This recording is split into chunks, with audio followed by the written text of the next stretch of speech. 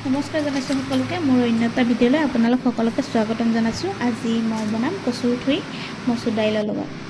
এয়া গোটেইখিনি কচু ধুই পখালি লৈছোঁ। এতিয়া এয়া কচু ঠুৰিবোৰ কাটি আছোঁ। এয়া কচু ঠুৰিবোৰ কটা হৈ গ'ল।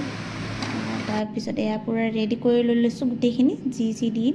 এয়া বিলাহী, এয়া আম টেঙা, এয়া মচুৰ দাইল। এতিয়া প্ৰেছাৰ কুকাৰত বইল হ'ব দি দিম। এতিয়া ফাৰ্ষ্ট কচুখিনি দি লৈছোঁ।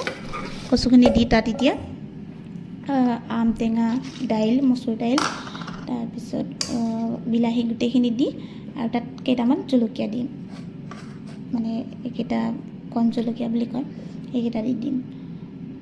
তাৰপিছত কেইটামান চিটি অহাৰ কাৰণে ৰাখি দিম।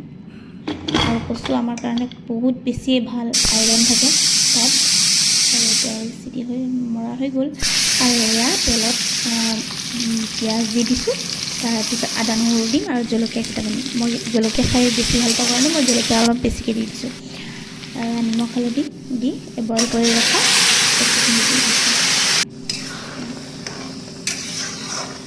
অকণমান টাইম ৰাখিব লাগিব এতিয়া ধুনীয়াকৈ উতলাই কিনে।